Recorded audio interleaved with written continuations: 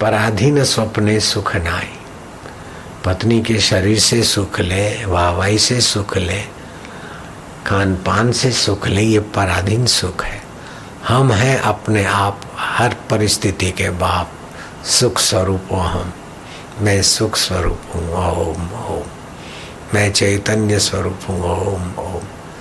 मैं प्रभु का हूँ, गुरु का हूँ, गुरु और प्रभु मेरे हैं, ओम ओम। तो मैं शुद्ध सुख स्वभाव में अभ्यस्त हूँ। तो मैं नींद खुली और चुप बैठा। ये तो तुमको कह के सुनाया थोड़ा, अभी ऐसा कहना भी नहीं पड़ता है। उठत बैठत वही उठाने, कहत कबीर हम उसी ठिकाने। जहाँ से मन बुद्धि स्फुरित होते, उसी में हम शांत होना जानते। उसी रस स्वरूप में, ज्ञान स्वरूप में, चेतन स्वरूप में, आनंद स्वरूप में, जिसमें भगवान नारायण 4-4 मास विश्रांति पाते हैं। शिव जी वर्षों तक समाधिस्थ विश्रांति पाते हैं। उसी में रात को हम जगते हैं तो थोड़ा फिर उसी में चले जाते। मेरा भी अभ्यास इसी प्रकार का हो गया है। रात को बच्चे पढ़ेंगे योग वशिष्ठ अथवा कोई तात्विक ग्रंथ, 2 शब्द हम उनको सुनाएंगे या नहीं भी सुनाएंगे, सुनते सुनते हम सो जाते हैं। शरीर को नींद की जरूरत है तो वृत्ति नींद में चली जाती है, और नींद की जरूरत नहीं तो ध्यान में चली जाती। फिर जब नींद की जरूरत पड़ती तो उधर आ जाती। फिर सुबह उठते हैं तो नींद पूरी होती है तो फिर वहां चले जाते। इसीलिए हम बहुत बहुत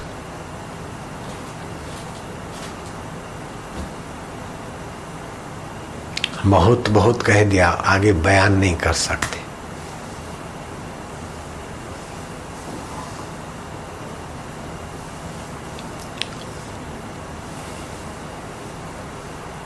ये तो जीवन का सार है। खाली देखना, सुनना, चखना, मजा लेना, थक गया और तो गहरी नींद में चले जाना, ये तो पशु भी जानता है।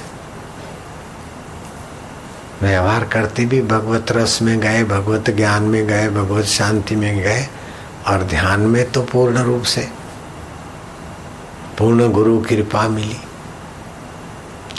तो हम भी इसीलिए ये सारे झमेले इकट्ठे किए, खड़े किए। ये समितियां बनाओ, ये आश्रम बनाओ, ये कार्यक्रम बनाओ, ये पुस्तक बनाओ, इसीलिए कि आप भी उधर को पहुंचो। और बहुत सारे लोग जा भी रहे। साधारण जीवन से तो कई लाखों लोगों का जीवन ऊंचा हुआ है, इस बात का संतोष है। व्यसन आदि छूटे, इस बात का भी है। हमारे साधकों को उतनी बीमारियां नहीं होती जितनी असाधकों को होती। ये सब फायदे हुए, लेकिन इस प्रकार का रस, पूर्णता का रस,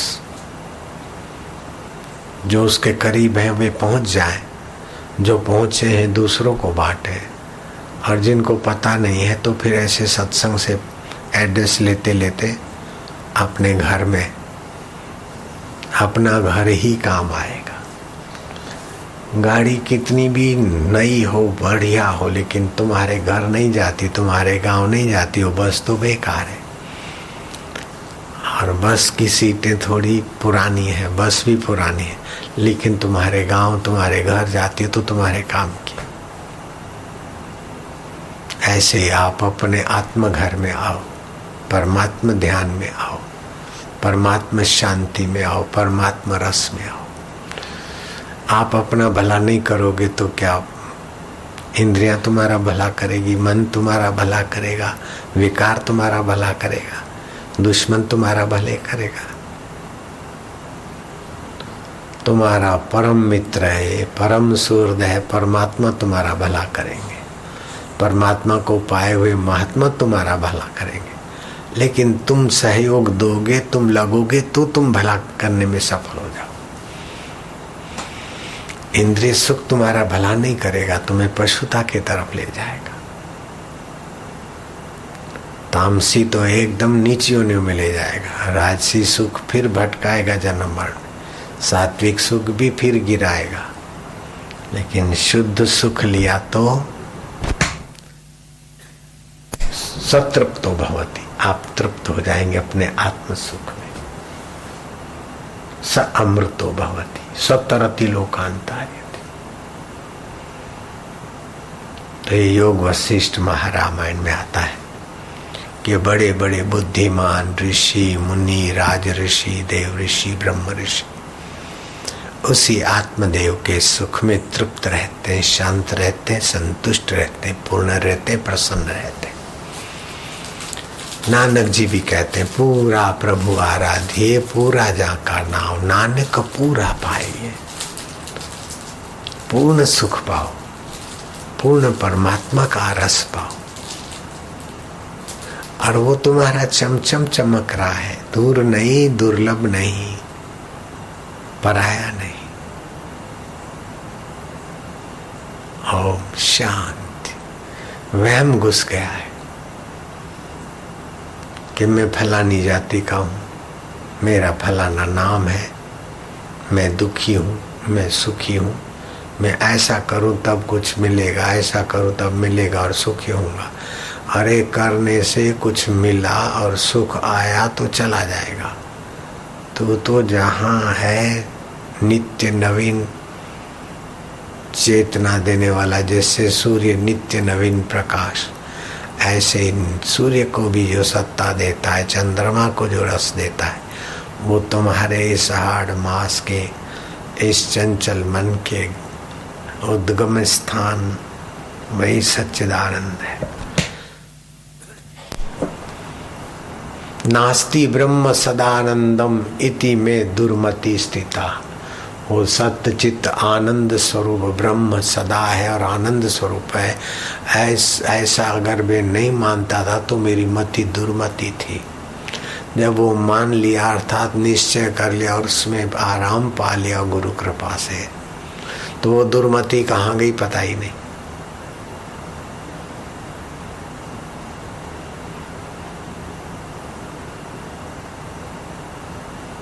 नास्ति ब्रह्म सदा आनंदम, सदा आनंद स्वरूप है वो ब्रह्म आत्मा परमात्मा। जो सत्य है, चित्त है, ज्ञान स्वरूप है, वो आनंद स्वरूप ही है।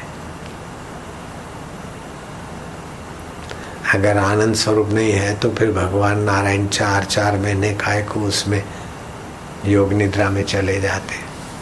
आनंद स्वरूप नहीं है तो शिव जी क्यों आंखें बंद करके वर्षों तक उसी में बैठे रहते। वर्षों तक नींद नहीं कर सकते, वर्षों तक जाग नहीं सकते, लेकिन वर्षों तक समाधि में रह सकते।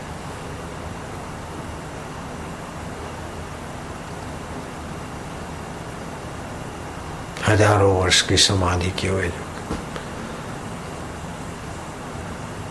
साधुओं की खोज करता करता अच्छे सिद्ध पुरुष ऋषियों की खोज करूं हिमालय में, ऐसा एक युवक साधु चल पड़ा। जैसा जिसने बताया कि जहाँ बद्रीनाथ के तरफ, बद्रीनाथ पूरा आगे नहीं जाना है, जोशीमठ से पूर्व की दिशा में चलना, और इतना इतना चलोगे फिर फलाना पर्वत आएगा, फिर इधर मुड़ोगे फिर एक छोटा सा यूं आएगा, देखो प्रयत्न करोगे तो पहुंच जाओगे। तो उस साधु ने अपनी जीवनी में लिखा कि मैं इस प्रकार में पहुंच गया, और फिर कई अंदर गुफा में लेट के सांप की नाई भी जाना पड़े, और कहीं घुटने के बल जैसे बच्चे चलते, और कहीं खड़े होकर ऐसे करते करते एक अनोखे वातावरण में मैंने प्रवेश किया। तो देखा बड़ी बड़ी काया, बड़ी बड़ी विशाल काया, विशाल जटाएं, तेजस्वी कपाल, शांत बैठे दूसरे तीसरे। मैं चकित हो गया। नीरव शांति थी। वो नीरव शांति और जो सुख था उसका वर्णन नहीं कर सकते। तो एक महापुरुष की आंख थोड़ी खुली। एक कलयुग का आदमी कहां से इधर आ गया।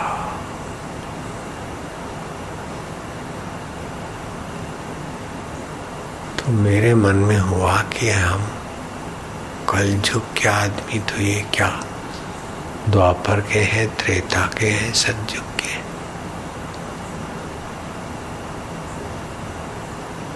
तो एक दूसरे साधु थे वहीं उन्हीं वातावरण, उन्होंने कहा हाँ इसी प्रकार के भी है महापुरुष।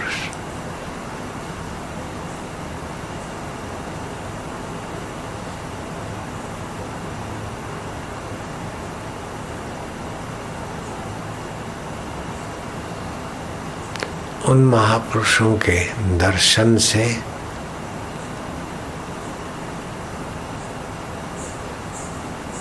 और कृपा से जो लाभ लेना चाहिए वो मेरे में परिपक्वता नहीं थी। मेरी श्रद्धा में तर्क चलने लगे।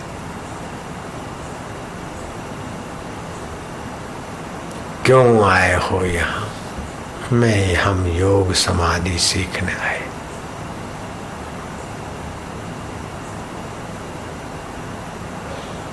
क्या चाहते हो? तो मैंने झूठ बोल दिया। अच्छा, आंखें बंद करो। आंखें बंद की और फिर आंखें खोली तो उस गुफा से तो मैं अपनी जगह जहाँ से शुरू हुआ था, जोशी मठ से आगे आश्रम के वो बद्रीनाथ के रास्ते से जहाँ से शुरू की यात्रा, वहाँ मेरी एक आंख बंद की और आंख खोली, वहाँ पहुँच गया मैं। ऐसा फिर बाद में मैं उस इलाके में उस जगह में कई बार गया और रास्ता मुझे नहीं मिला। दूसरे संत ने दूसरे दो जोगियों से मुलाकात की, उसने अपनी जीवनी में लिखा है।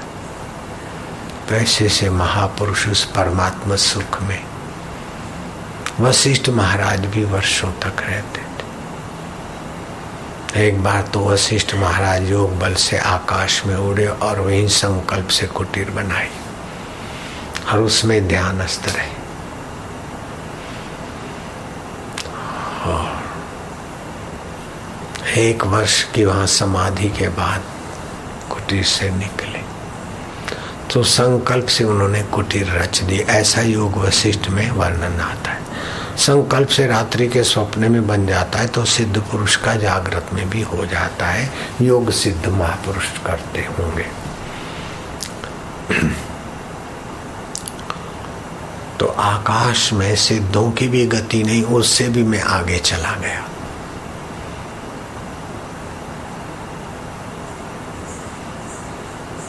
जहाँ ये प्राकृतिक हवामान के गैसेज या लोगों के फुरने या संकल्प या कुछ नहीं, कोई प्राणी पक्षी की पहुंच नहीं, उतना ऊंचाई पे।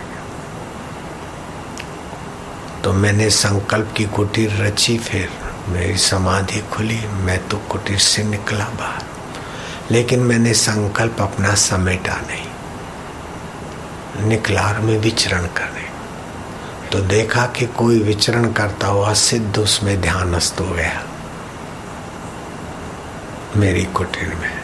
तो मैंने अपनी संकल्प की कुटीर में से अपना संकल्प जो स्थिर होने का रखा था वो हटा लिया। जैसे श्री कृष्ण ने अपना रथ स्थिर रहे, दग्ध तो हो गया था लेकिन स्थिर रहे, संकल्प लगा दिया था। तो युद्ध जब पूरा हुआ तो पहले सारथी उतरता है, रथ चलाने वाला, फिर रथी को उतारता है। पहले ड्राइवर उतरता है, फिर सेठ को उतरने को दरवाजा खोलता। ऐसे पहले रथ चलाने वाला उतरता है, बाद में रथी उतरता है रथ का। लेकिन श्री कृष्ण ने अर्जुन को कहा, अर्जुन तू उतरो। बोले अनाथ आप कहाँ जाएंगे, आप क्यों नहीं उतरते पहले? बोले तू उतर, मैं जंप मार के उतरूंगा और रथ भभुक करके जल जाएगा, क्योंकि इसको पहले से बाण लगा हुआ है, वो तो दग्ध है, मेरे संकल्प से स्थिर है। जब तक मैं बैठा हूं तब तक टिकेगा, मैं उतर जाऊं तो तू रथ सहित जल जाएगा। तो कैसी कैसी उस ब्रह्म परमात्मा की प्रकृति में संकल्प, सामर्थ्य और लीलाएं हैं। तो राम जी, मैं उस कुटीर से विचरण करने निकला और कुछ समय के बाद वहीं से निकला तो देखा कि इसमें कोई बैठा है। तो मैंने विनोद पूर्वक अपना संकल्प हटा दिया, तो वो कुटीर धीरे धीरे आकाश मंडल से नीचे आने लगी।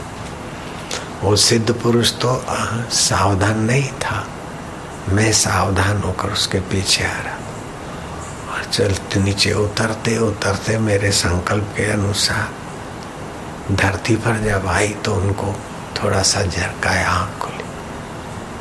तो मैंने कहा, साधु, ये मेरे संकल्प में स्थित कुटीर थी। मैंने विनोद मात्र संकल्प हटाकर इस कुटीर को यहाँ तक आपका चित्त आत्मा में स्वस्थ तो है, आदि आदि वार्ता हुई। तो राम जी इस आत्मदेव का वर्णन, आत्मदेव का सामर्थ्य और सृष्टि के विलास का सारा सार यही है कि सब उस सत्य चित्त आनंद स्वरूप तुम्हारे आत्मदेव का, तुम्हारे ब्रह्म स्वभाव का ही विलास है। तो जो आंखों से या इंद्रियों से दिखता है वो बन बन के बदलता है, लेकिन जिसको दिखता है, जो दृष्टा है, जो मन का, इंद्रियों का, बुद्धि का, वो अबदल जो का त्यों है। इसलिए राम जी व्यवहार काल में शिला की नाई सम्मान होकर कर्म करो। राज्य करने का अवसर आए तो राज्य करो, युद्ध का अवसर आए तो दांत पर दांत पीसकर शत्रुओं के सामने सूरमा होकर युद्ध करो, लेकिन हृदय से स्थिर रहो। ऐसा नहीं कि साक्षात्कार हो जाएगा तो आपका काम धंधा छूट जाएगा अथवा ऐसा हो जाएगा वैसा हो जाएगा, नहीं। आत्म साक्षात्कार हो जाए, परमात्मा रस मिल जाए, फिर आपकी मौज है। मोकलपुर में एक अलमस्त जीवन मुक्त फकीर रहते थे। कोई पहचानते ही नहीं था कि ये आत्मा परमात्मा को पाए हुए पुरुष। लोग सोए हुए होते और सुबह उठ के गांव में सफाई कर देते, पेड़ के नीचे जाके बैठते। कोई भगत को किसी को जरूरत पड़े तो खिला के जाए, खाए नहीं तो पड़े रहे। ऐसे भी पुरुष होते। गीता के 6ठे अध्याय के महात्म्य में आता है रैक मुनि की गाथा। सुपर्णपुर का राजा बड़ा दानी था, पक्षियों को भी चुगने के लिए अन्न आदि देता। और यहाँ तक लिखा है कि हंसों को, जो मोती चुगने वाले हंसों को वो देता। अब ये मेरे पढ़ने में जो बात है, तो एक हंस वहां से उड़ा तो उसने दूसरे ने कहा क्यों? बोले नहीं, यहाँ तो राजा का, राज्य का प्रभाव।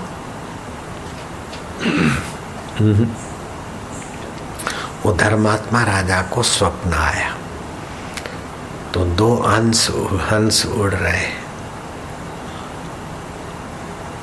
तो बोले इधर ज्यादा मत उड़ो, राजा का तेज प्रभाव से कहीं जल न जाओ, गिर न जाओ। बोले अज्ञानी अहंकार का तेज प्रभाव नहीं, यहाँ तो रैक मुनि का राज्य है, रैक मुनि का आभा मंडल है, शांति है। वो राजा तो दान पुण्य करके कुछ चाहता है, जिसके चित्त में कुछ अतृप्ति है वो तृप्ति के लिए कुछ चाहता है। जो पूर्ण पुरुष है उसको चाह कहाँ? ऐसे रैक मुनि के आभा में मैं हूँ। वो राजा के अहंकार में, राजा के राज्य का प्रभाव तो धरती पर भी पूरा नहीं होता, लेकिन रैक मुनि के प्रभाव में हम यहाँ आह्लादित आनंदित हो रहे हैं।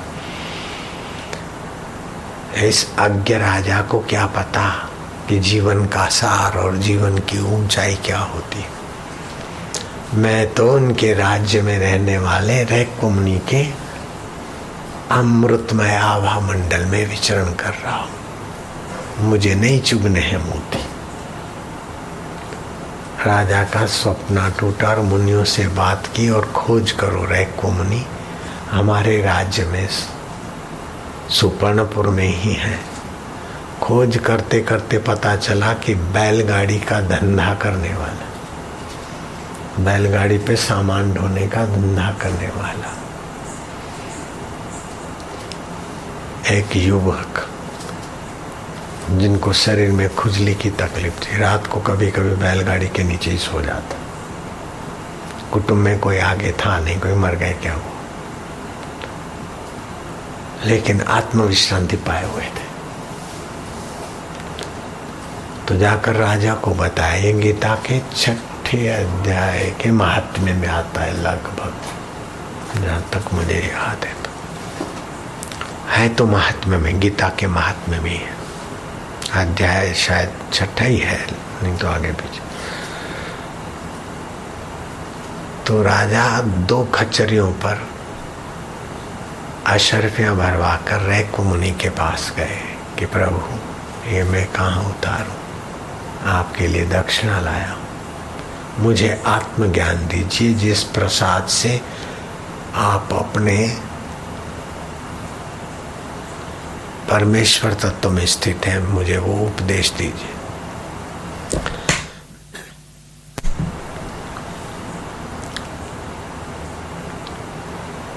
तो रैको मुनि ने कहा, कंगला 2 खचरियां भर के आया है अशर्फियों की और ब्रह्म ज्ञान खरीद रहा है, ले जा तेरी अशर्फियां।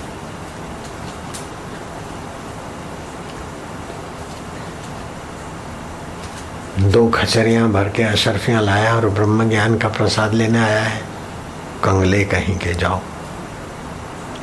उन दिनों में राजे महाराजे आध्यात्मिकता के कुछ जानकार थे। रैको मुनि को प्रणाम करके चले गए और अपने मंत्रियों को लगाया कि आखिर ये कैसे प्रसन्न होंगे। तो भगत होके जाते थे और धीरे धीरे कभी थोड़े 2 वचन, तो महाराज आप तो युवक हैं, आपकी शादी वादी, आपका हाथ में प्रारब्ध तो है। हाँ, तो बोले कर भी लेंगे, शादी क्या है अब। तो हम राजा को कहे राजकन्या के साथ आपका विवाह हो जाए। तो मुनि चुप रहे, मौन सुकृति लक्षणम। मंत्रियों ने जाके कहा और राजा ने व्यवस्था की और अपनी कन्यादान की और बहुत सारी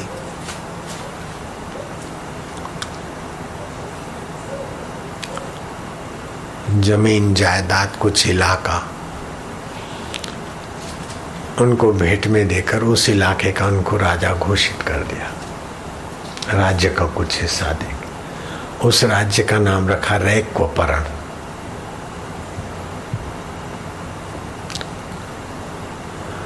अब तो ये ससुराजी हो गए। अब जमाई राज पुत्र के बराबर ही होता है, पिता का कल्याण करना भी पुत्र का कर्तव्य है। अब तो आप दोगे मुझे। तो फिर उन्होंने, राजा ने वो आत्म परमात्मा रस सुख पाया, ऐसी कथा भी आती। तो ये चीज रुपए पैसों से नहीं बिकती, ये श्रद्धा से, सद्भाव से, महत्व जानने वाले के हृदय में टिकती है। जैसे मेरे गुरुजी दया करके उपदेश तो देते थे, लेकिन जिनकी श्रद्धा थी और मनन करते थे उनके हृदय में रुकी। जैसे मैं यहाँ बोलता हूँ, जिनकी जितनी श्रद्धा होती है और भगवान को पाने की प्रीति और तड़प होती है, उनको उस सत्संग से उतना ही ऊंचा लाभ होगा।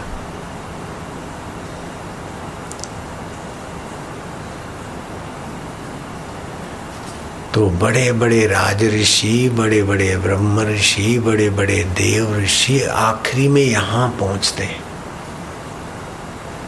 नारद जी विचरण करते करते सनकादि ऋषियों के चरणों में गए।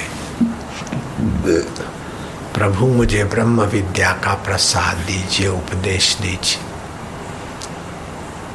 सुना है कि आत्म साक्षात्कार से आदमी शोक से तर जाता है।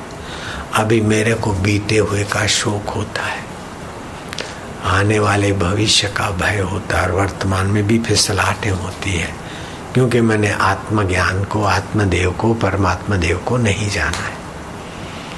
तो सनकादि ऋषियों ने पूछा कि नारद जी तुम तो बड़े मशहूर हो, तुम क्या क्या विद्या जानते हो? बोले 4 वेद पढ़ा हूँ, 6 दर्शन भी जानता हूँ, अला विद्या, बला विद्या, भूत विद्या, प्रेत विद्या ये भी जानता हूँ, मानता हूँ। विग्रह विद्या, संधि विद्या में भी मेरा नाम है। लड़ाया, फिर शांति करा दी, सज्जनों की सज्जनता का प्रभाव दिखा दिया। ये सब जानता हूँ, लेकिन जिससे जाना जाता है उस परमेश्वर को ही नहीं जानता हूँ, बाकी बहुत जानता हूँ। जिससे सब जाना जाता है उसको नहीं जानता हूँ, बाकी सब जानता हूँ।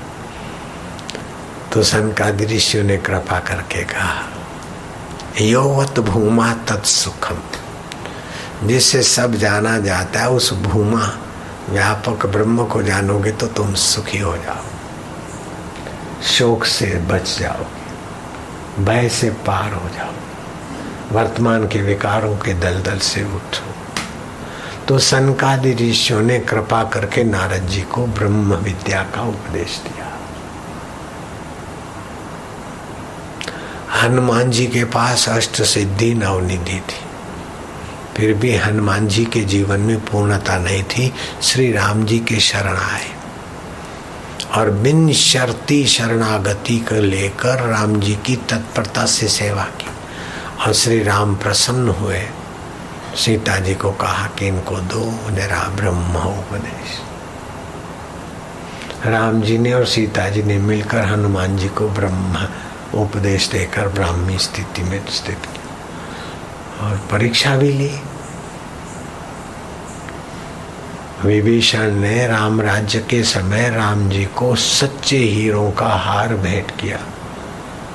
देखा कि ऐसा ऊंचा भारी हार का पात्र कौन है? हनुमान जी बैठे थे। राम जी ने हनुमान जी को देखा, हनुमान जी ने एक एक तोड़कर हीरा फेंक दिया। तो जो जवेरी बैठे थे, इतने सच्चे हीरों का हार, इनको क्या पता, इनको तो जमरुख देते, यहाँ सेव या केले का गुच्छा दे देते, ये क्या जाने हीरों के हार को। कुछ ज्वेलर जवेरी ऐसा सोचने लगे। लेकिन हनुमान से पूछा कि क्या? बोले जिसमें मेरा राम स्वभाव न हो, राम तत्व न हो, इन पत्थरों से क्या? इनको देखकर सुख, जिससे देखा जाता है सबको, वह आत्म हीरा नहीं मिला तो ये हीरा तो संभाल संभाल के मर जाए।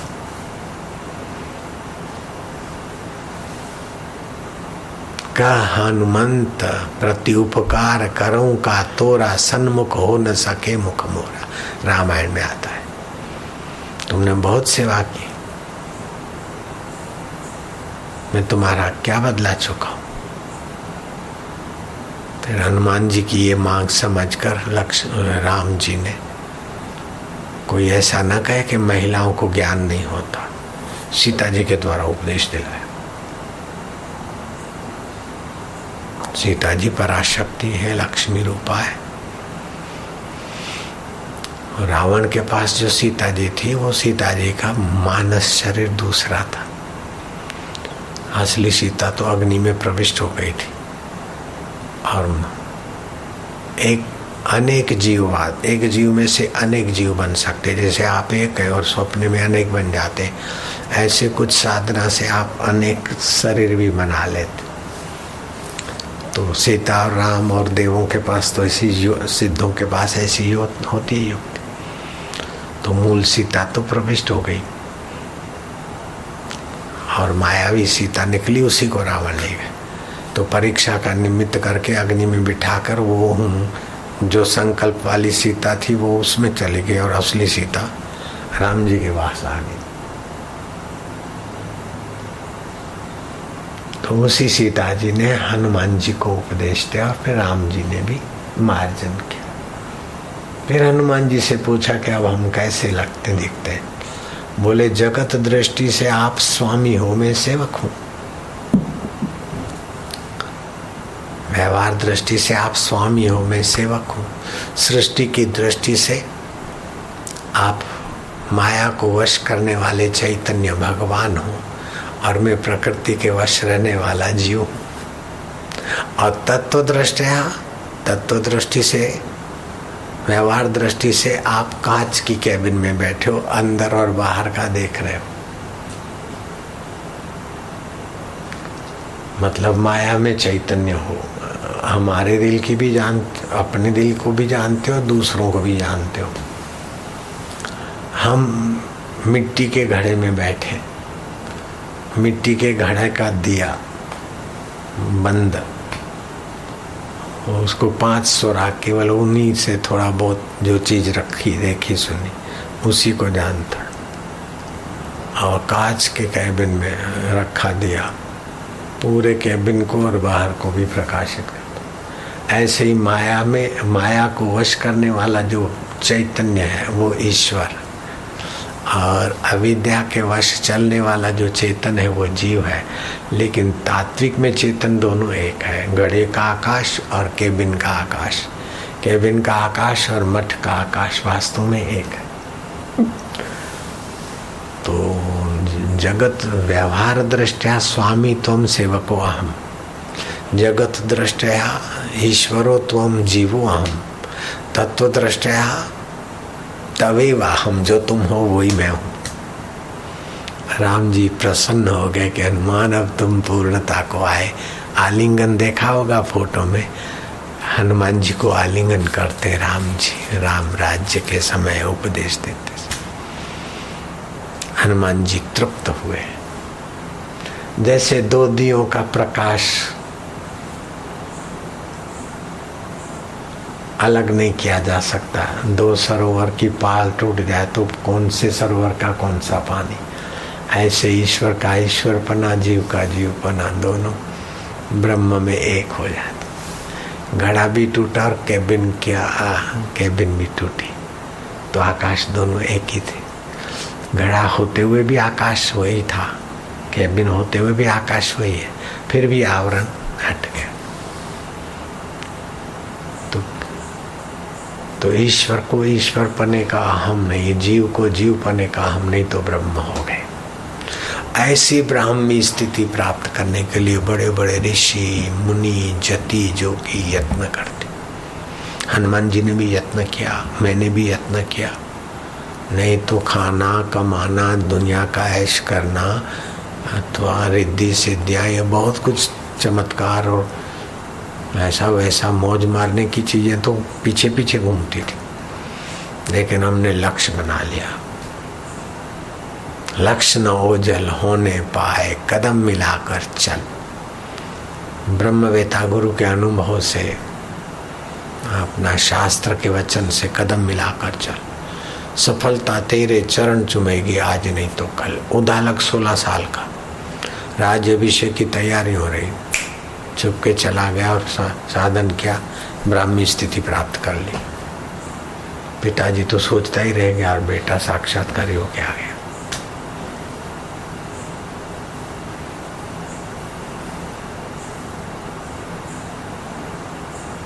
पूर्ण जीवन है, पूर्ण ज्ञान है, पूर्ण स्वतंत्रता है। अभी पराधीनता है, आप नहीं चाहो तो भी प्रकृति मार देगी शरीर को, और आप नहीं चाहो तो भी घसीट के वहां ले जाएंगे। पराधीनता है ना, चाहे घोड़े के शरीर में फेंक दे, चाहे कुत्ते में, चाहे माँ के गर्भ में रहने दे या नाली में बहा दे, वो प्रकृति की लीला होगी, पराधीन रहेंगे हम। मनुष्य जीवन है कि प्रकृति के प्रभाव से वो पार हो जाए। और प्राणियों पर तो प्रकृति का प्रभाव जन्म से लेकर आखिरी तक पूरा रहता है।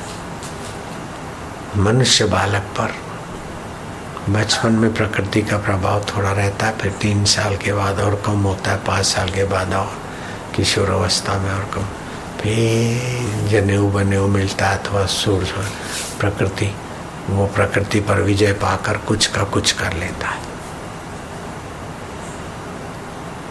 जैसे कीड़ी की परंपरा जैसा बिल में रहती थी अभी भी वैसा ही रहती।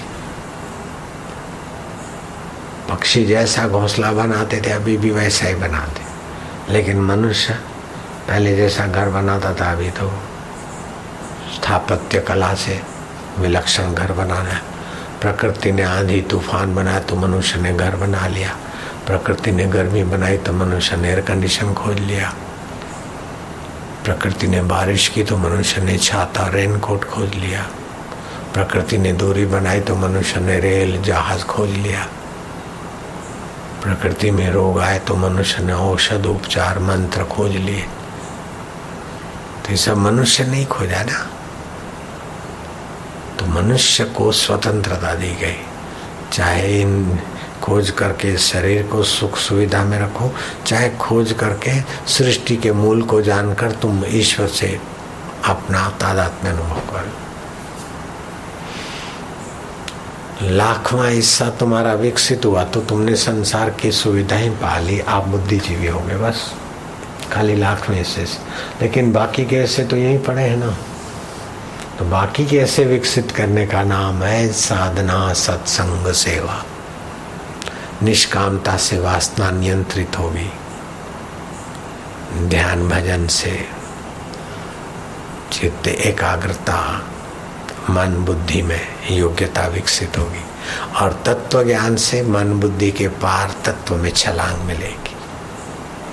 कर्म से अंतःकरण की शुद्धि, ध्यान भजन से एकाग्रता, रस और सामर्थ्य, और तत्व ज्ञान से अज्ञान मिट जाएगा। पूर्ण गुरु की कृपा, पूर्ण गुरु का ज्ञान, गुरुवर पूर्ण गुरु का ज्ञान, आसुमल से हो गए साई आशाराम, आसुमल से हो गए साई आशाराम। जागृत स्वप्न सुषुप्ति चेते ब्रह्मानंद का आनंद लेते, खाते पीते मौज या कहते ब्रह्मानंद मस्ती में रहते। रहो गृहस्थ गुरु का आदेश, गृहस्थ साधु करो उपदेश, किए गुरु ने वारे न्यारे, गुजरात दिशा का उपकार, मृत गाय दिया जीवन दाना, तब से लोगों ने पहचाना, द्वार पे कहते नारायण हरि, लेने जाते कभी मधु, तब से वे सत्संग सुनाते, सभी आरती शांति पाते। जो आया उद्धार कर दिया, भक्त का बेड़ा पार कर दिया, कितने मरणासन जिलाए, व्यसन मान और मत छुड़ा।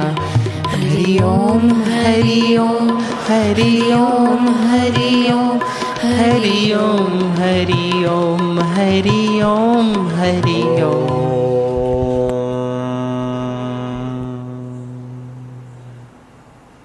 जागृत स्वप्न सुषुप्ति वेके ब्रह्मानंद का आनंद लेते, खाते पीते मौन या कहते, ब्रह्मानंद मस्ती में रहते। जागृत आया चला गया, स्वप्न आया चला गया, गहरी नींद आई चली गई, फिर भी जो नहीं गया वो कौन है? बचपन चला गया, जवानी चली गई, फिर भी जो नहीं गया वो कौन है? वही मेरा सुहृद है, वही मेरा करुणा वरुणालय है, सच्चिदानंद प्रभु है। ओम शांति, ओम आनंद। वो कौन है खोजो, अथवा तो मैं कौन हूँ। मैं को खोजोगे तो वो मिलेगा, उसको खोजोगे तो मैं मिलेगा। क्यों कि वह और मैं दोनों का मूल एक ही है। ओम शांति, ओम आनंद।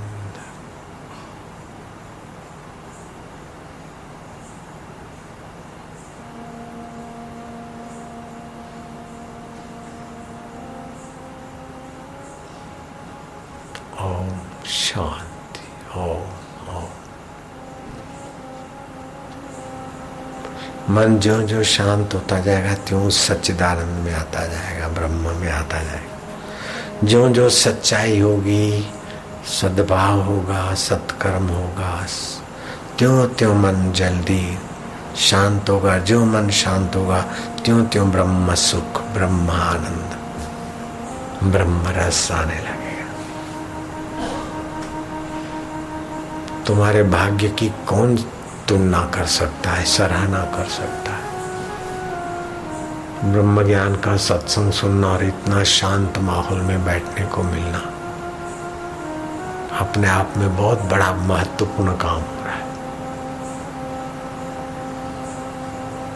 ओमकार का जप करते तुमुल ध्वनि होती, ब्रह्मांडी ऊर्जा माइल 2 माइल 10 माइल नहीं है तो हजारों हजारों लाखों लाखों माइल दूर तक आपके ओमकार के गुंजन से सात्विकता का, चेतना का एक तांता होती। ये वातावरण में, प्रकृति में लोगों के लिए भी हितकारी होता है। जो भगवत चिंतन में बैठते हैं तो उनके तरंग, उनके व्यवस वातावरण में भी बहुत सुख शांति में कई जीवों का मंगल होता है। मंगलम भवन अमंगलहारी। मंगलों के मूल है भगवान, अमंगल को हरने वाले। ओम ओम परमात्मने नमः। ओम ओम गुरुभ्यो नमः। ओम ओम गुरुपादुकाभ्यो नमः।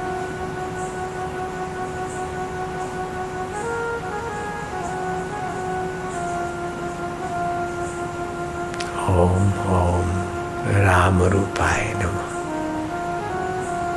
ओम ओम सुख स्वरूप मेरे आत्मदेह को, मेरे ज्ञान स्वरूप परमेश्वर को, आनंद मूर्ति ईश्वर को, गुरु को मैं स्नेह करते करते मेरा मैं खो रहा हूँ और उन्हीं के साथ एकाकार हो रहा हूँ। ये अहंग्रह उपासना है। वो मैं हूँ, मैं वो है।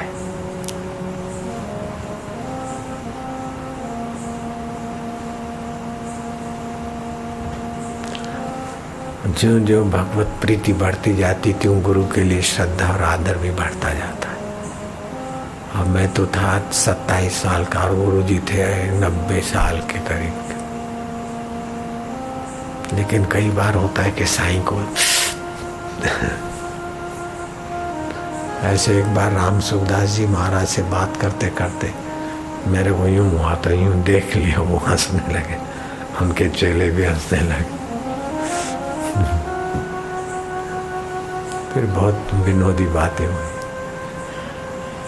मर्यादा भी तो रखनी पड़ती थोड़ी। तो आखिर तो एक बार ऐसा कर ही लिया तो साईं बोले क्या करते, अच्छा तो करी, अच्छा तो करी। मैं क्या कई वर्षों से रुका था साईं।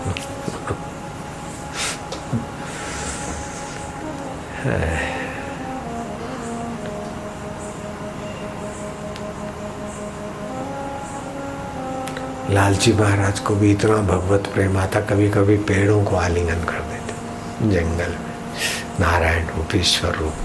हम भी करते थे। मोटी कोड़ल से नारेश्वर जाते, रंगवदूत महाराज से मिलने, रास्ते में सब राम ही राम, ईश्वर ईश्वर, ऐसे करके वो कभी कभी पेड़ पौधों को स्नेह करते।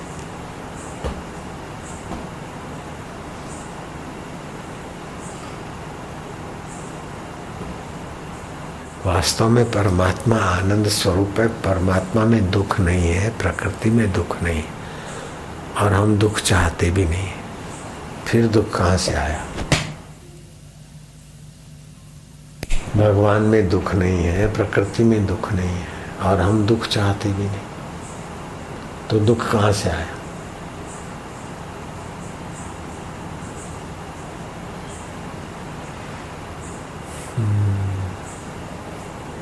बोले अज्ञान से आया, अविद्या से आया। अज्ञान कोई ठोस वस्तु नहीं है, कहीं अविद्या रूपी कोई महिला साड़ी पहन के नहीं बैठी।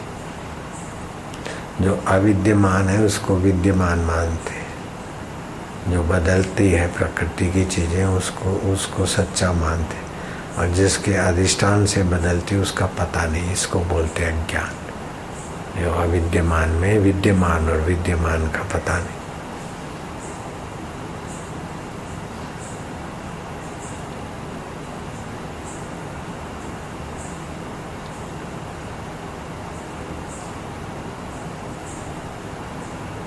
ये तो थोड़ी सी बुद्धि लगा तो विद्यमान सदा विद्यमान है। आँख ने अच्छा देखा, मन ने अच्छा सोचा, खुशी हुई। बुरा देखा, बुरा सोचा, बुरा किया, दुख हुआ। लेकिन विद्यमान उस सब को जानता है। अच्छा भाव आया, सुख को भी जानता है, दुख को भी जानता है, अच्छे कर्म को भी जानता है, बुरे को भी जानता, सदा विद्यमान है। वह आनंद स्वरूप। उन ऊपर के तरंगों को महत्व न दे तो सदा विद्यमान समरस एक रस।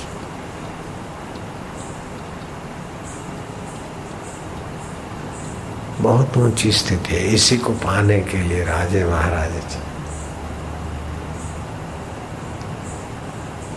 मेरे को इधर जाना है उधर जाना हम नहीं करते थे कभी भी। एक दिन की भी छुट्टी नहीं लिया गुरुजी से।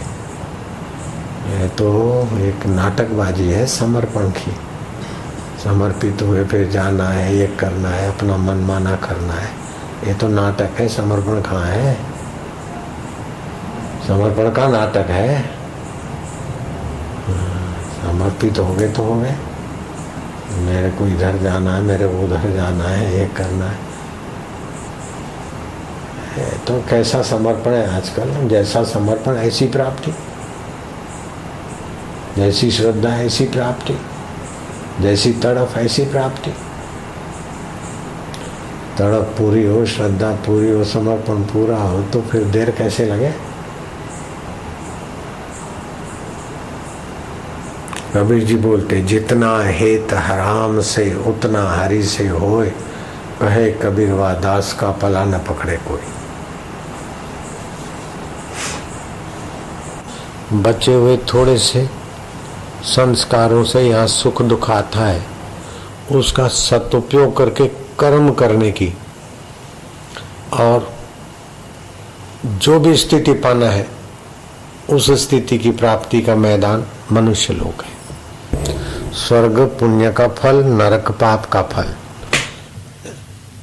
मनुष्य जीवन में पुण्य पाप का सदुपयोग करके, सुख दुख का सदुपयोग करके आप जितना भी ऊंचा उठना चाहे उठ सकते हैं, जहां पहुंचना चाहे पहुंच सकते हैं। इसको कर्म भूमि कहा है। स्वर्ग नरक भोग भूमि है, मनुष्य शरीर कर्म भूमि है। कर्म प्रधान विश्व करी राखा, जो जस करे तैसा फल चाखा। कर्म करके आप देवत्व को पा सकते हैं, गंधर्व योनि को पा सकते हैं, कालांतर में यक्ष किन्नर बन सकते हैं। यहाँ तक कि वैकुंठाधिपति की उपासना करके भगवान का सायुज्य सालोक्य पा सकते हैं, भगवान के धाम में जा सकते हैं, भगवान के निकटवर्ती कुछ हो सकते हैं। लेकिन उनके बाद भी पुण्य क्षीण होने के बाद फिर नीचे आना होता है। अगर आपको कोई ब्रह्मज्ञानी गुरु मिल जाए तो वो बता देगा कि भगवान के लोक तक, स्वर्ग से गंधर्व किन्नर से भगवान के लोक तक की यात्रा ऊंची है। और वो भगवान के लोक में भी सालोक्य प्राप्ति से भी सायुज्य प्राप्ति ऊंची मानी जाती है। तो ये सायुज्य प्राप्ति तक पहुंचे हुए व्यक्ति का भी पतन होता है अगर सावधान नहीं रहा तो। जैसे जय विजय ने भक्ति की और भगवान का सालोक्य नहीं सायुज्य प्राप्त किया, भगवान के चौकीदार बन गए और वैकुंठ में रहने को मिला। भगवान के चौकीदार मतलब भगवान का सानिध्य भी मिला। फिर भी सनकादि ऋषि गए तो भगवान जिस ब्रह्म सुख में है, सनकादि ऋषि ऐसे आत्म साक्षात्कारी थे, तो अपने योग विद्या के बल से नारायण से मिलने जा रहे थे। तो जय विजय ने बैतों से उनका अपमान कर दिया, हे महाराज जय बाबा देख। फिर बोले समझाया तुम जरा पूछो भगवान नारायण से, और हमारा उनका आपस में प्रेम है जब तो 3 बार उनका अपमान किया। तब सनक सनंदन सनकादि चारों जो भाई थे उन्होंने देखा कि इनको दंड की आवश्यकता है, मूर्खाणाम दंड औषधम। तो वे नाराज होकर बोले कि 3 बार हमको खदेड़ा है, तो वैकुंठ तक तुम पहुंचे, सालोक्य तुमने पाया, सायुज्य पाया, लेकिन फिर भी तुम संत को पहचानने में मूर्ख रह गए। तो जाओ तुम मूर्ख योनि में, दैत्य जैसा व्यवहार किया है, 3 बार तुम दैत्य योनि में भटकोगे। तो हिरणाक्ष और हिरणाकश्यपु वही जय विजय। हिरणाकश्यपु को भगवान ने नरसिंह अवतार और हिरणाक्ष को भगवान ने वराह अवतार लेकर अपने सदगति की। फिर दूसरा जन्म हुआ रावण और कुंभकर्ण के रूप में, और रामा अवतार धारण करके भगवान ने उनको ठिकाने लगाया। फिर तीसरा जन्म लेना पड़ा उनको शिशुपाल और दंतवक्र, कृष्ण अवतार में उनको ठिकाने लगाया, अपने धाम में पहुंचा दिया। अगर सत्संग मिलता है तो आपको पता चलता है कि सितारों से जहां कुछ और भी है, ऊंचाई के स्थान कुछ और भी है। तो राम परवाना भेजिया वाचत कबीरा, रोए क्या करूं तुम्हारी वैकुंठ को जहां साध संगत नहीं हुए। सत्संग आदमी को ऐसी जगह पर पहुंचा देता है कि न सब पुनरावर्तते, फिर पुनरागमन नहीं होता। न तद भाष्यते सूर्यो, जहां सूर्य का प्रकाश नहीं है, न शशिको न पावका, यद गत्वा निवर्तन्ते, जहां जाने के बाद फिर गिरना नहीं होता। तद धाम परमम ममा, गीता में आता है, वो मेरा परम धाम है, अर्थात आत्म साक्षात्कार है मेरा, जहां से मैं स्फुरित होता है। और जितनी ऊंची चीज होती है उतनी वह स्वाभाविक मिलती है, सहज में मिलती है। जैसे शराब ऊंची चीज नहीं तो पैसे देने पड़ते, शराब से ज्यादा हमारे स्वास्थ्य के लिए, जीवन के लिए पानी ऊंची चीज है। शराब में भी तो पानी होगा तभी बनेगा, तो पानी के लिए इतना हमको मेहनत नहीं करनी पड़ती जितना शराब के लिए पैसे कमाने की मेहनत करनी पड़ती। और पानी से भी ज्यादा ऊंची चीज है जीवन के लिए श्वासोश्वास। तो घर से टिफिन बना के ले जाते, पानी स्टेशन से भर लेते, लेकिन श्वास कितना ऊंचा है, कीमती, न स्टेशन से भरते, श्वास भरने के लिए कोई बर्तन खरीदना नहीं पड़ता और टिफिन बनाना नहीं पड़ता, जहां तहाँ मिलता है। ऐसे आत्म परमात्मा का साक्षात्कार के लिए हमें इतनी ज्यादा मेहनत नहीं करनी पड़ती जितना और अवस्था प्राप्त करने के लिए मेहनत करनी पड़ती। और अवस्था में निर्माण होता है, एक होता है वस्तु का बनाना और दूसरा होता है जानना। तो बनाना उसका होता है जो पहले नहीं है, और जानना उसका होता है जो पहले है। तो जो आत्मा परमात्मा हमारा चैतन्य स्वभाव पहले था, अभी है, बाद में रहेगा, उसको जानना होता है। और मुझे यक्ष बनना पड़ेगा, किन्नर बनना पड़ेगा, देवता बनना पड़ेगा, वैकुंठाधिपति का भक्त बनना पड़ेगा। तो जो बनावट है, बनने में बिगड़ाहट है, जो बनता है वहां रूपांतर है, लेकिन जो वास्तविक है वहां रूपांतर नहीं है, वहां फिर फिसलना नहीं है, गिरना नहीं है। तो भगवान का एक नाम है अच्युत, अच्युतम केशवम राम नारायणम। ये हमारी संस्कृति ने गांव गांव घर घर पहुंचा दिया। जो अपनी महिमा से, अपने पद से, अपनी अवस्था से कभी च्युत नहीं होते, वह अच्युत है। वे अच्युत कैसे हैं? बोले केशव है। क माना ब्रह्मा, श माना शिव, वो माना विष्णु। ब्रह्मा, विष्णु और महेश का जो चमचम चमक रहा है चैतन्य आत्मा, वही अच्युत है। और वो ब्रह्मा, विष्णु, महेश के हृदय में चमक रहा है, वैसे का वैसा हमारे अंतःकरण में चमक रहा है। लेकिन उनका अंतःकरण अथवा वो जो ब्रह्मा, विष्णु, महेश के अंदर जो अच्युत चमक रहा है, वह माया को वश करने वाला चैतन्य है। और वही का वही चैतन्य यहाँ अविद्या के अधीन बरत रहा है और जीने की इच्छा से अंदर भरा हुआ है। तो इसलिए इसका नाम पड़ा जीव। और वो माया को वश करता है तो उनका नाम पड़ा ईश्वर। तो वास्तव में जीव का चैतन्य और ईश्वर का चैतन्य एक है। लेकिन जैसे राजा भोज और गंगू तेली, वास्तव में मानवता दोनों के एक है, लेकिन राजा भोज के पास जो सत्ता है, अधिकार है, बुद्धि है, योग्यता है, गंगू तेली के पास नहीं है। लेकिन मानवीय अधिकार में दोनों एक है, मनुष्यत्व दोनों में एक है, अंतरात्मा चेतन में दोनों एक है। अब गंगू तेली अपना तेलीपना छोड़ दे, अपना तेली पद छोड़ दे, मैं गंगू तेली हूँ ये छोड़ दे, राजा भोज अपना राज्य पाट और राजापना छोड़ दे, तो तत्व रूप से दोनों एक है। ऐसे ही जीव अपना जीवत्व का अहम छोड़ दे और ईश्वर अपना ईश्वरत्व का प्रीति पूर्वक भजते जो भक्त, तो वो ईश्वर का ईश्वरत्व का अहम होता ही नहीं। तो जीवात्मा और परमात्मा एक हो जाते। इसीलिए बोलते कि आत्मा परमात्मा एक है।